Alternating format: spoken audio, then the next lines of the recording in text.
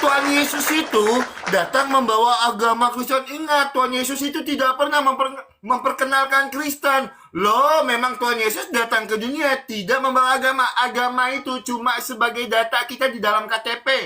Ya, yang lahir di Antioquia. Kristen itu betul. Tetapi iman pertama yang disebut Kristen itu adalah pengikut Kristus. Iman yang pertama itu adalah iman Kristen, pengikut Kristus. Kristen itu artinya adalah pengikut Kristus. Datanya di mana? Kejadian 1 ayat 26. Berfirmanlah Allah, baiklah kita menjadikan manusia menurut gambar dan rupa kita. Itu iman pertama di dalam iman Kristen. Itu. Kristen itu iman ya, iman pertama. Yang artinya adalah pengikut Kristus. Kalau bicara agama, betul. Tuhan Yesus datang tidak membawa agama. Siapa bilang agama itu menyelamatkan? Tidak ada. Saya tidak tahu kalau ada agama bisa menyelamatkan. Ya, saya tidak tahu kalau agama itu bisa menyelamatkan ya teman-teman ya. Tapi mungkin kalau batu menghapus dosa kita sepertinya tahu lah ya guys ya. Itu kalau mau framing dikit bisa, ya kan? Oke, terus yang kedua, masa suatu ajaran itu dilihat dari perkawinan? Loh, suatu ajaran itu kita lihat dari isi kitab sucinya. Apakah kitab suci ini membawa kebaikan di dalam kehidupan kita atau tidak? Lah itu. Jadi suatu ajaran itu kita bandingkan harus dari kitab sucinya. Kalau Bang Paruk Al-Quran dan hadis, kalau saya Alkitab. Ayo kita bandingkan, Kristenkah atau Islamkah ajaran yang benar, ya. Jadi kita harus bandingkan ini, kita komparasikan siapa ajaran yang benar. Oke, teman-teman, itu apa yang menjadi narasi Bang Faruk. Oh ya, saya mau tanggapi dulu. Tuhan Yesus bersujud, orang Kristen pargoy. Loh, kalau kami punya dasar. Alkitab mengatakan di dalam Mazmur 92, memuji dan memuliakan Tuhan dengan apa? Bersukacita. Di dalam Mazmur 92. Nah, coba saya mau bertanya dulu. Nabi sholat, kami sholat. Coba saya bertanya dulu.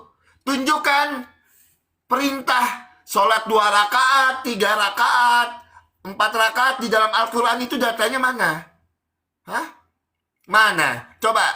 Misalnya sholat maghrib itu 3 rakaat. Coba tunjukkan mana datanya di dalam Al-Quran.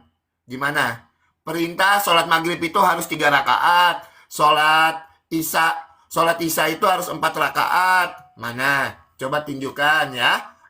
Di dalam iman.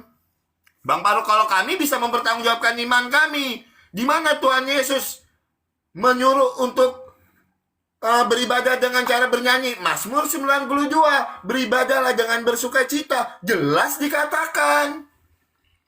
Itu data, itu dalil. Nah, pertanyaan saya dengan Bang Faruk. Coba saya mau tanya. Di mana perintah sholat itu? Misalnya ada sholat 2 rakaat, 3 rakaat, 4 rakaat di dalam Al-Quran. Itu yang pertama. Dan yang kedua, karena ini bicara tentang Kristen atau Islam kah ajaran yang benar, jadi kita harus lihat dulu ajarannya. Tunjukkan satu kebenaran yang dilakukan oleh Nabi Muhammad di dalam Al-Quran. Saya tidak minta pakai perintah, yang saya minta aksinya. Tunjukkan satu kebenaran yang dilakukan oleh Nabi Muhammad di dalam Al-Quran. Teman-teman Kristen, kencengin tap-tap layarnya teman-teman. Jangan sampai teman-teman kita kalah, kita menang debat, kita kalah PK. Jangan sampai ya teman-teman ya. Kencengin tap-tap layarnya, di share-share. Ya, jadi apa yang menjadi pertanyaan Bang Faruk, kita udah tanggapi semua menggunakan data dan dalil. Ya, kalau masalah agama itu ya agama memang tidak menyelamatkan. Tuhan Yesus datang ke dunia tidak membawa agama. Kristen itu artinya adalah pengikut Kristus. Kristen itu baru ada di Antioquia, tapi iman pertama itu adalah iman Kristen yang artinya adalah pengikut Kristus, seperti data yang saya bawakan tadi. Silakan teman-teman Kristen dikencengin tap-tap layarnya, teman-teman dikencengin, di-share-share ulang biar roomnya makin aman, biar roomnya tidak gampang rungkat. Silakan Bang Faruk dijawab.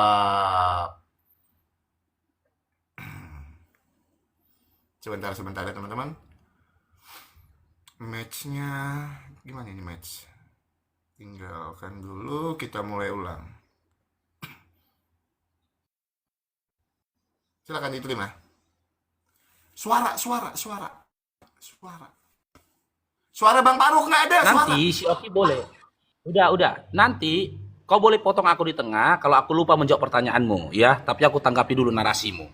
Jadi teman-teman, apa yang ku sampaikan itu sebuah kenyataan. Iman Kristen ini terbangun atau berdiri setelah membantah perkataannya Yesus. Yesus itu bukan jadi Tuhan untuk diikuti. Ketika dia mau membenarkan peribadatan dia dengan nyanyi-nyanyi dan joget-joget, dia bawa kitab Mazmur. Apa urusannya Kristen dengan Daud? Apa urusannya? Kalian ini Kristen, ini pengikut Yesus atau pengikut Daud? Makanya saya bilang, ya Bible kalian jalan ke depan, Yesus jalan ke kiri, kalian mutar-mutar. Terus yang kedua, kau bilang lagi tadi Yesus datang ke dunia nggak bawa agama. Lah, jadi dari mana datangnya Kristen? Berarti kau mau mengatakan Kristen itu bukan agama? Jika Kristen bukan agama, berarti orang Kristen adalah orang yang tidak beragama. Jika Kristen tak bisa dikatakan agama, lantas dibilang apa? Ormas, LSM gitu. Dibilang apa? Si Oki ini nggak pernah baca Bible-nya, makanya berkali-kali ku bilang sama Dinda Oki, kau harusnya 2 atau 3 tahun menghilang dulu di TikTok.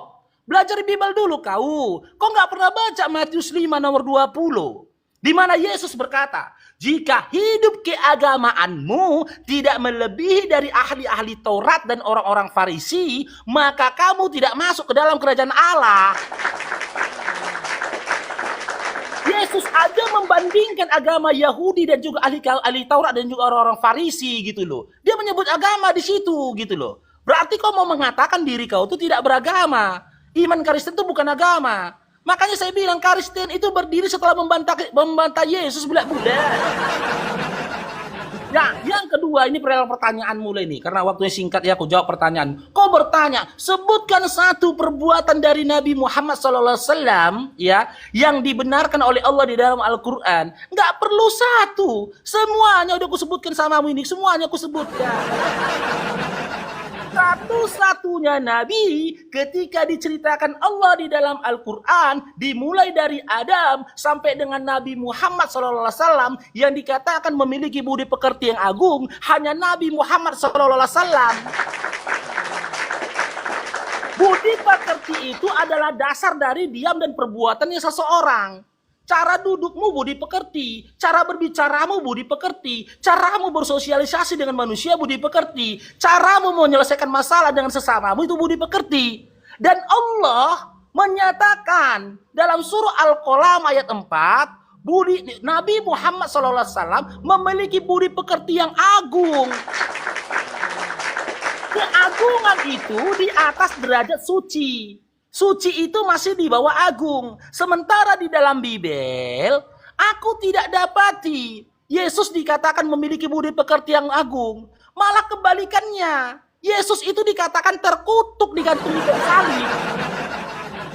Bagaimana orang-orang yang memiliki budi pekerti yang agung, ya ketika dia mau meninggal, itu dihinakan. Ditangkap, dipukul, dibalbeli, ditelanjangi, dikutuk, lagi mati di kayu salib. Tidak ada keagungan bagi orang yang mati tergantung di kayu salib. Orang-orang yang mati di kayu salib adalah orang-orang yang terkutuk, Galatia 3:13. Dan begitu juga kitab Yahudi mengatakan begitu loh.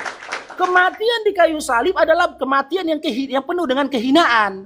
Dan memang itu tujuan dari pemerintahan Yunani atau Romawi pada masa itu, menggantungkan orang di kayu salib ya guna dipertontonkan sama orang supaya dipermalukan. Bagaimana ada kebenaran pada orang yang terkutuk? Ya enggak ada. Jelas Nabi kami adalah budi pekerti yang agung. Belum lagi dia mendapatkan legitimasi ketika memberikan pengajaran yang tertulis dalam surah Al-Jum ayat 2. Di dalam surah Al-Jum ayat 2 dikatakan Nabi Muhammad SAW yang membacakan Al-Quran, memberikan pengajaran dan menyucikan jiwa. Itu legitimasi dari Allah. Tak pernah dikatakan Yesus ini yang memberikan pengajaran dan menyucikan jiwa. Nggak ada ayat dalam Bible itu, kayak nggak ada. Terus kau mau mengatakan, ya Yesus itu ngajarin kasih. Itu nanti kutanggapi habis pula waktu gue. Nanti kutanggapi ya. Ki, pegang jantung Ki ya, teman-teman. Pegang jantungnya di bawah ya. Pegang, jantung dia ke belakang. Nanti yang berikutnya keras sekali. Lanjut. Oke, teman-teman, silakan diterima, Bangku. Ya. Oke, Tadi ini siapa? harusnya menghilang dulu dari TikTok 2 atau 3 tahun, belajar dulu Bible. Yang saya bingung, Bang Paruk ini kan mualaf. Ternyata mualafnya itu pindah ke agama yang sekarang karena dia tidak paham Biblenya. Sangat disayangkan sekali.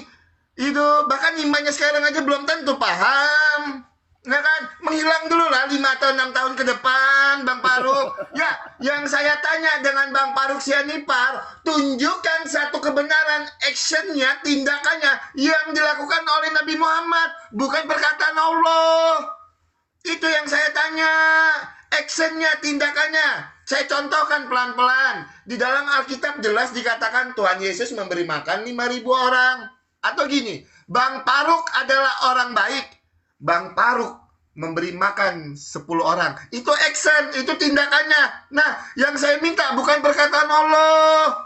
Bang Paruk, yang saya minta tindakannya, actionnya. Nih saya berikan contohnya. Nih ya, sebelum kita tanggapi nanti apa yang menjadi narasi Bang Paruk ya teman-teman ya. Nih.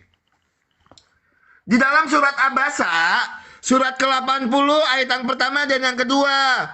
Dia dalam kurung Nabi Muhammad berwajah masam dan berpaling kepada siapa ini? Ayat yang kedua. Karena seorang tunanetra Abdullah bin Umi Maktum telah datang kepadanya. Itu Bang Paruk.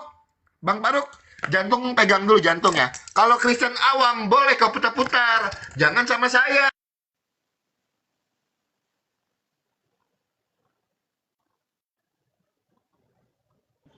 Kemute. Kemute. Kemute.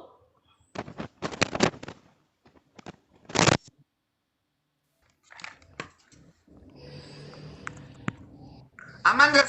Aman nggak?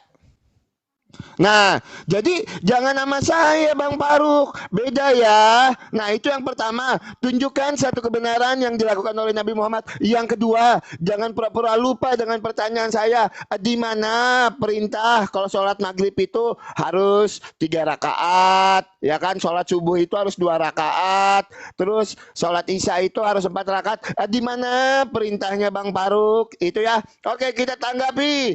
Loh, Oki ini tidak paham Bible. Jelas-jelas dikatakan, jika hidup keberagamanmu tidak lebih dari ahli-ahli Taurat dan ahli-ahli Farisi, maka kamu tidak layak dalam kerajaan surga. Lo memang betul, Bang Paruk.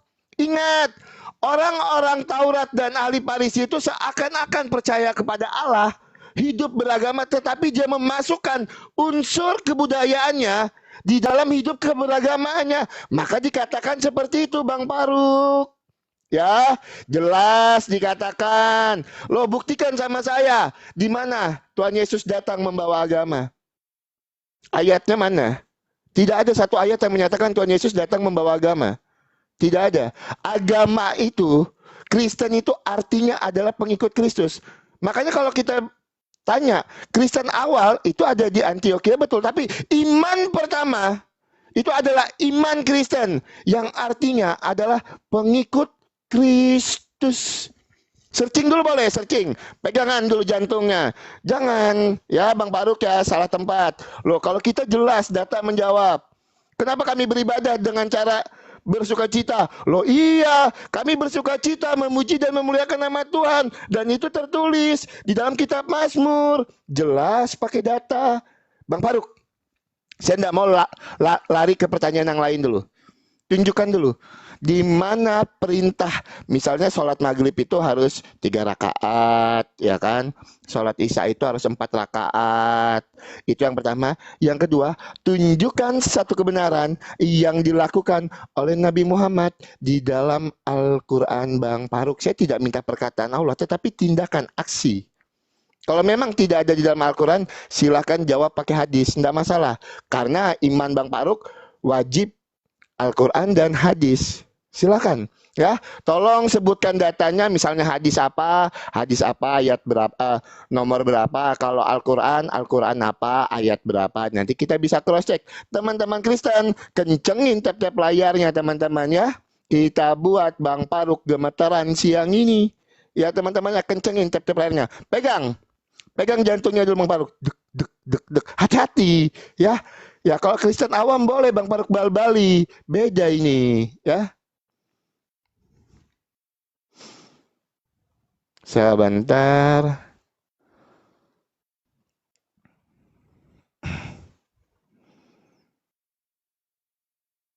Jadi teman-teman ya, makanya saya bilang si Oki ini nggak ngerti dunia dialektika. Jadi gini di Oki ya. Dalil tertinggi dalam dunia dialektika itu adalah Al-Quran atau kitab suci itu sendiri. Itu dalil tersendiri. Ketika aku sudah tunjukkan sama kau dalil tertinggi yang tidak bisa terbantahkan karena berasal dari kitab suci kami yang tertulis dalam surah Al-Qalam ayat 4, kau masih minta lagi perbuatan dari Nabi Muhammad SAW. Oke, pegangan kau ya. Kubandingkan perbuatan dari Nabi Muhammad SAW, ajaran dari Nabi Muhammad SAW dengan ajarannya Yesus. Ya, Nabi kami Nabi Muhammad SAW memerintahkan kepada kami yang tertulis dalam hadis Tirmizi dan hadis Ahmad untuk berbakti kepada orang tua kami. Bahkan di dalam hadis Ahmad dikatakan, siapa yang ingin dipanjangkan umurnya dan ditambahkan rezekinya, maka hendaklah ia berbakti kepada kedua orang tuanya dan menyambung silaturahim. Bagaimana dengan ajarannya Kristen? Bagaimana? Kita baca dalam Lukas 14 nomor 26. Inilah iman tertinggi seorang Kristen. Seorang Kristen harus punya mental dan sifat seperti ini, baru dikatakan Kristen yang paling paten, kata Yesus. Apa kata Lukas 14 nomor 26? Jika seseorang datang kepadaku dan dia tidak membenci ayahnya, ibunya, istrinya, anak-anaknya, saudara laki-laki dan perempuannya, maka dia tidak layak menjadi muridku. Untuk jadi Kristen kau itu harus jadi anak durhaka. Sementara Nabi kami mengajarkan berbakti. Untuk jadi Kristen yang baik kau harus balbali istrimu. Kau harus membalbali anak-anakmu. Karena implementasi dari kebencian adalah dengan mewujudkan atau menjadikan penderitaan bagi orang yang kita benci. Kau harus berpikir bagaimana caranya kedua orang tuamu menderita. Kau harus berpikir bagaimana menjadikan istri dan anak-anakmu menderita. Bahkan kau juga harus berpikir bagaimana menjadikan saudara laki-laki dan saudara perempuanmu menderita. Sementara Nabi kami mengajarkan berbakti kepada orang tua dan sambung silaturahim kepada keluargamu. Itu yang pertama. Yang kedua, kejinya lagi ajaran kalian ini izin Oki ya. Jika kalian mengklaim diri kalian pengikut Yesus, ingat, Yesus datang ke dunia ini yang tertulis dalam Matius 10 nomor 34 itu membawa pedang dan tidak perdamaian. Karena dalam Matius 10 nomor 34 tertuliskan, ya, jangan kamu menyangka aku datang ke dunia ini membawa damai. Aku datang tidak membawa damai, melainkan pedang. Jadi kalau kau mengklaim pengikut Yesus, kemana-mana harus nenteng-nenteng pedang. Sebagaimana Yesus mewasiatkan kepadamu, dia datang ke dunia bawa pedang. Masalah panjang pendeknya pedangnya itu urusan Oki. Yang pertama, syarat jadi Kristen berdasarkan Bibelmu. Kalau kau mengikut Yesus, kau harus benci kepada mama bapakmu, benci kepada istrimu, benci pada anak-anakmu, benci pada keluargamu, bahkan benci pada dirimu sendiri. Dan bukti kau benci pada dirimu sendiri, lukai dirimu sendiri. Puak, puak. Yang kedua, kemana-mana kau harus bawa pedang. Sementara apa yang tertulis, nah ini buktinya kau nggak tahu Bibel. Kau berbicara tentang isi Bibel, tapi kau nggak sertakan datanya gitu loh. Yang kau sampaikan itu tadi Matius 5 nomor 44. Tentang mengasihi musuh. Kasihilah musuhmu dan berdoalah bagi orang menganiaya kamu. Itu bukan ajaran, tapi pembodohan. Bagaimana kau diperintahkan mengasihi musuhmu yang berupaya untuk memperkosa istrimu? Kalau kau memang mengasihi musuhmu yang andaikan ingin memperkosa istrimu, kau bukakan celana dan baju istrimu, kau kasih istrimu sama si musuhmu. Itu bentuk kasih. ajaran Kasioki itu pembodohan. Satu-satunya agama yang mengajarkan untuk mengasihi musuh itu cuma Kristen. Bahkan Yahudi saja mengajarkan mata balas mata, hidung balas hidung, mulut balas hidung, mulut, tangan balas tangan, gigi balas gigi. Kristen memperkosa istri harus dikasihi. Sekarang Oki, giliran aku bertanya. Aku dari berapa season nggak bertanya. Sebutkan satu saja ajaran dari Yesus yang bermanfaat buat peradaban. Silakan. Silakan. Oki, agak cuci muka dulu Ki. Kayaknya udah mulai pucat kok.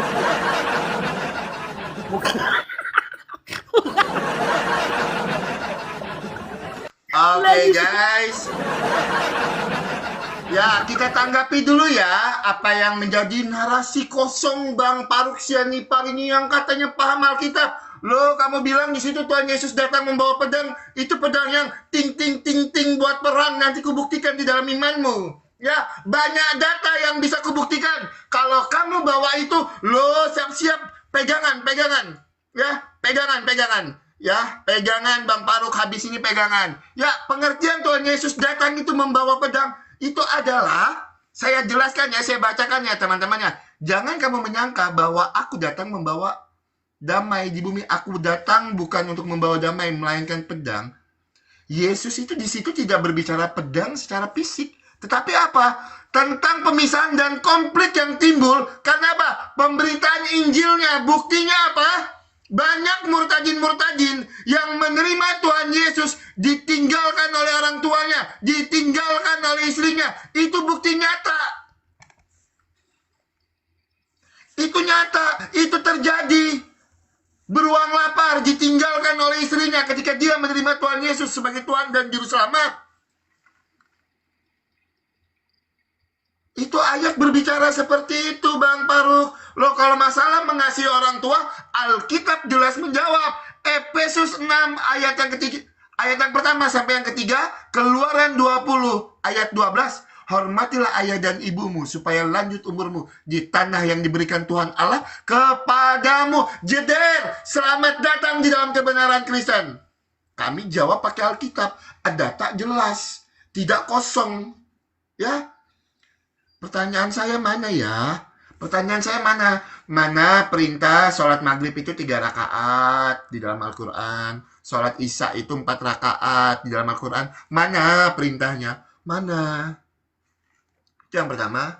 Yang kedua, tunjukkan satu kebenaran Nabi Muhammad dibandingkannya dengan ajaran Yesus. Oke, sekarang kita buka datanya. Sekarang kita buka datanya di dalam sebentar ya guys. Nih. Ini sebentar kita baca, kita buka dulu datanya. Surat 9 ayat yang ke-29. Kita buktikan pakai data ya. Kalau saya pakai data, saya balik malah kameranya. Gitu. Nggak mau, cuma modal-modal kosong ya. Nggak boleh diskusi itu modal kosong itu nggak boleh ya. Oke, ini data. Perangilah orang-orang yang tidak beriman kepada Allah dan hari kiamat, tidak mengharamkan menjauhi apa yang telah diharamkan oleh Allah dan Rasul-Nya, dan tidak mengikuti agama yang hak dalam kurung Islam, yaitu orang-orang yang telah diberikan kitab Yahudi dan Nasrani, hingga mereka sampai membayar jizyah dengan patuh dan mereka tunduk. Ini tertulis. Itu makanya saya bilang, kalau Bang Faruk bawa-bawa narasi pedang, loh Bang Faruk, hati-hati Bang Faruk ya. Sebentar, atau saya bukakan yang keras-keras lagi, yang lain bisa. Iya teman-temannya, tapi satu cukup ya teman-teman ya. Itu satu cukup ya. Tuh, mulai keringatan itu tandanya Bang Faruk sudah mulai lap-lap. Sambil minum dulu boleh Bang Faruk. Bang Faruk, tolong jawab, ini pertanyaan terakhir, tolong jawab ya. Kalau enggak dijawab juga berarti saya anggap Bang Faruk tidak sanggup menunjukkan datanya. Tunjukkan perintahnya di dalam Al-Quran. Kalau maghrib itu harus 3 rakaat, isya itu harus 4 rakaat, subuh itu harus 2 rakaat, zuhur itu, terus Asar, tunjukkan perintah sholatnya di dalam Al-Quran Bang Faruk, ya. Silakan. Terus satu kebenaran yang dilakukan Nabi Muhammad berkali-kali saya bilang. Saya minta aksi. Aksi loh, tindakan nyata. Mana tindakan nyatanya? Kalau memang di dalam hadis, tunjukkan hadisnya. Itu hadis Tirmizi nomor berapa, kan bisa di cross check. Itu jangan cuma hadis Tirmizi. Terus kita nggak bisa cross check. Tunjukkanlah hadis Tirmizi nomor berapa, ya kan? Itu. Jangan ini dulu Bang Faruk, lap. Tahan napasnya. Tahan ya. Pertanyaan saya tambah satu. Fungsi Roh Kudus di dalam iman Bang Faruk itu untuk apa? Roh Kudus yang adalah malaikat Jibril di dalam iman Bang Faruk. Saya minta datanya. Fungsi Roh Kudus di dalam iman Bang Faruk itu untuk apa? Jawab pakai data.